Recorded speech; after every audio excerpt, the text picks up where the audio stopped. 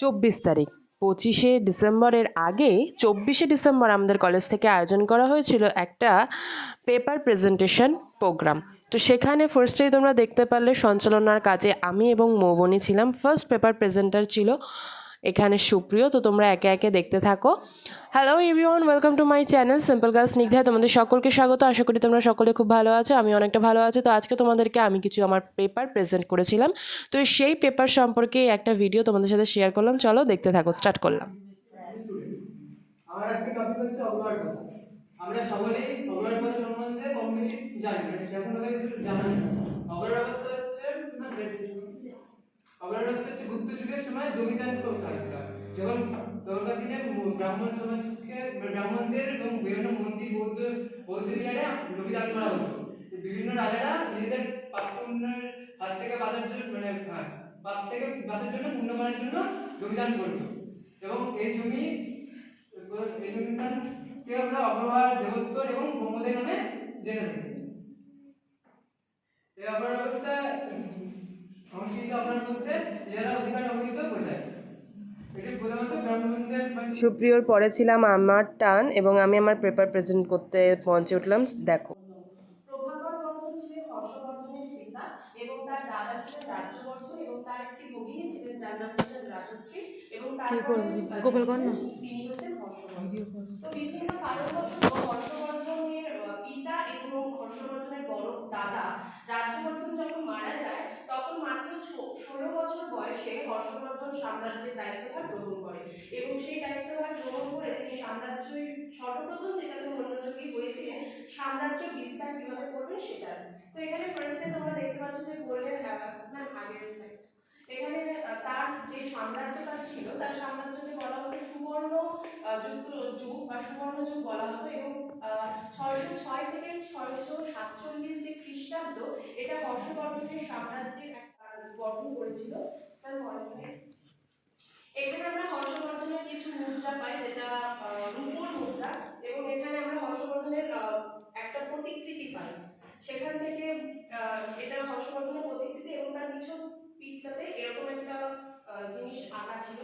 তো বেসিক্যালি হর্ষবর্ধনের আমরা এই জিনিসগুলো থেকে চীনা পর্যটক হিউয়েন সাং এবং তারই রাজ্যসভার সভাকবি বানভট্টের লেখা হর্ষচরিত থেকে হর্ষবর্ধনের বহু জিনিস আমরা কিন্তু ওখানে পাই।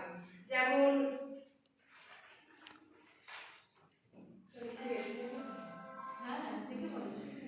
যেমন পরবর্তীকালে হর্ষবর্ধন হিউয়েন বিবরণ থেকে জানা যায় নেপাল কাশ্মীরের বিভিন্ন স্থানে সাম্রাজ্যটাকে সে সাম্রাজ্যভুক্ত করতে সক্ষম হয়েছিল।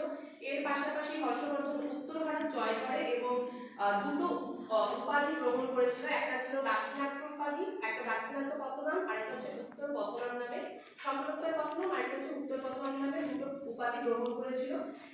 এর পাশাপাশি সে বিভিন্নভাবে আরো অনেক রাজ্য সাম্রাজ্যকে দখল করে, যেটা হচ্ছে পশ্চিম পাঞ্জাব, সিন্ধু, গুজরাট, নেপাল, কাশ্মীর, কামরূপ এবং পূর্ববঙ্গ। এই সমস্ত জিনিসগুলো কিন্তু আমরা হর্ষবর্ধনের সভাকবি থেকে জানতে পারি, লেখা থেকে বানভট্টের লেখা থেকে।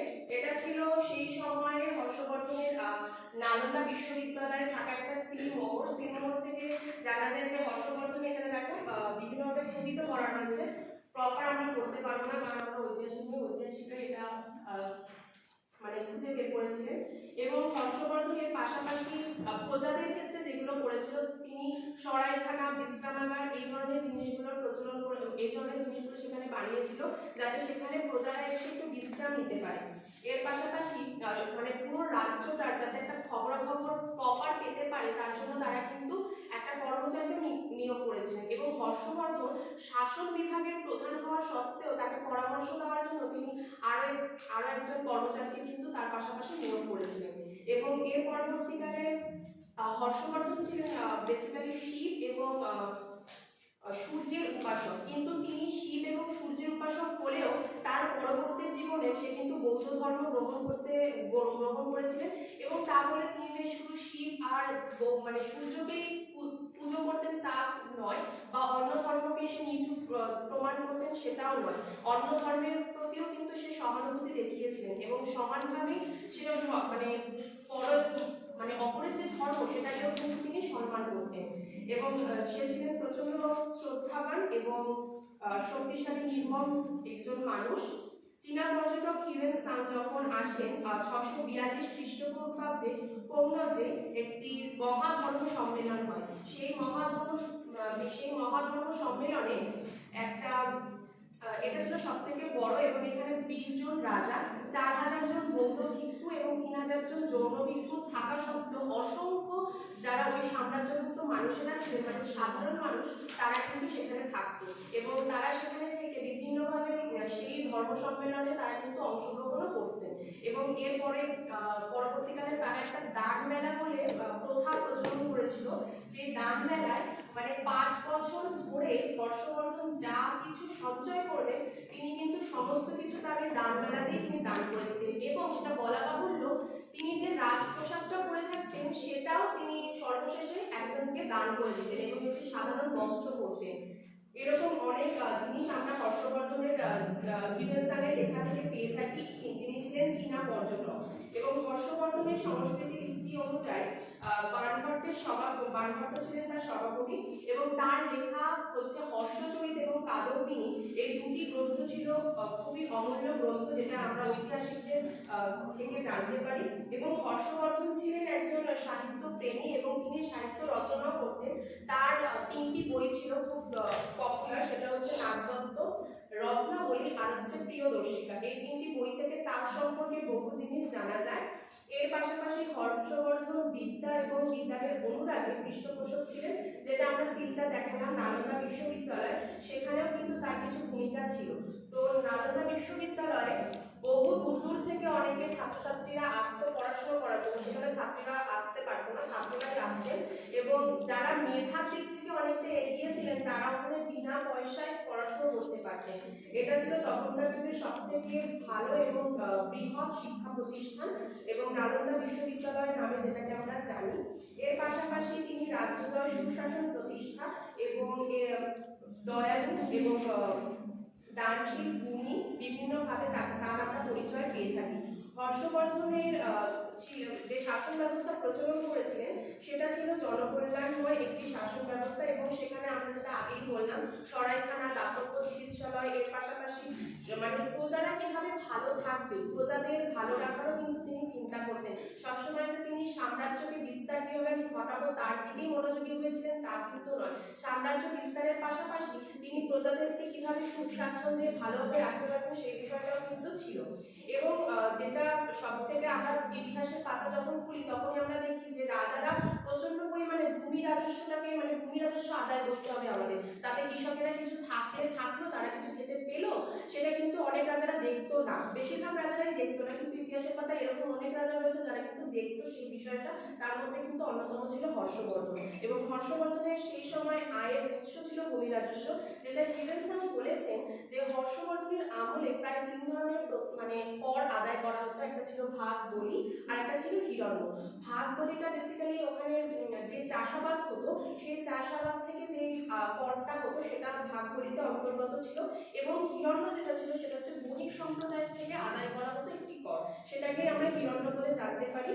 এবং হর্ষবর্ধনের সময়কালে যেহেতু চীনা পর্যটক আমাদের হর্ষবর্ধনের জীবনে একটা অনেক বড় গুরুত্বপূর্ণ বিষয়, রাজত্বকালীন নিবিড়ভাবে ঘনিষ্ঠ সম্পর্ক গঠন করেছিল চীনের সাথে এবং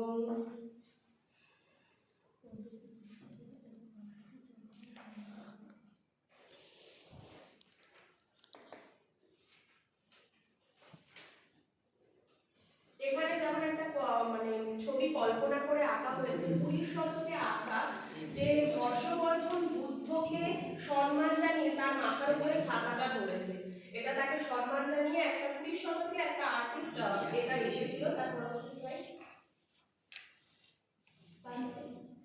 এখানে যে আমরা বললাম হিউয়েন সাংয়ের একটা প্রতিকৃতি আঁকা, আমি আসল ছবিটা পাইনি, এটা হচ্ছে একটা প্রতিকৃতির ছবি, তিনি মনে করা হয় তিনি এভাবেই এসেছিলেন আর তিনি এভাবে এত দূরে ভারতে হেঁটে এসেছিলেন। নেক্সট, আর এখানে হচ্ছে হর্ষবর্ধনের সিগনেচার তো অত সহজভাবে পাওয়া যায় না, কিন্তু শিলালিপি থেকে যেটুকু মানুষের বুঝতে পারে এটা অনুমান করা যায় যে এটা হয়তো হর্ষবর্ধনের মানে সিগনেচার হতে পারে।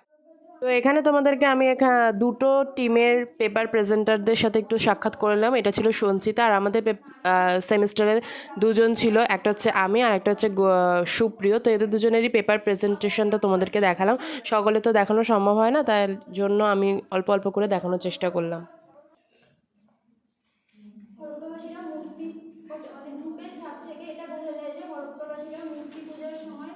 তো এখানে ছিল সুপর্ণা, আমাদের ফার্স্ট সেমের স্টুডেন্ট। তারপরে রয়েছে মৌবনী, আমাদের থার্ড সেমের স্টুডেন্ট, এবং আমার সহপাঠী এবং আমার সাথে সঞ্চালনার দায়িত্বভার থাকে অর্ধেক অর্ধেক। এটা ছিল পৃথি দে, আমাদের থার্ড সেমের স্টুডেন্ট, এবং তারপরে ছিল চন্দ্রিমা রয়চৌধুরী, আমাদের থার্ড সেমের স্টুডেন্ট, এবং তারপরে ছিল গোপাল হালদার, আমাদের থার্ড সেমের স্টুডেন্ট। তার পরবর্তীকালে ছিল সুপ্রিয়, প্রথমেই যাকে ইন্ট্রোডিউস করালাম সেটা হচ্ছে অগ্রহার ব্যবস্থা সম্পর্কে তার পেপার ছিল এবং সেটা প্রেজেন্ট করছিল সেই সময় তোলা ছবি। তারপরে ছিলাম আমি, আমার ছিল হর্ষবর্ধন, এবং তারপরে আগেইন আবার মৌবনীর ছবি দেখানো হচ্ছে। তারপরে এখানে রয়েছে শুক্লা। তো শুক্লার এখানে পিপিটি ছিল না বলে ও নর্মালি পেপার প্রেজেন্ট করেছে। তারপরে ছিল প্রিয়াঙ্কা। তো এখানে সকলের ছবি আর নেই, তার জন্য সরি। আর ভিডিওটা ভালো লাগলে লাইক কমেন্ট শেয়ার সাবস্ক্রাইব করে পাশে থাকো। হরে কৃষ্ণ, রাধে রাধে।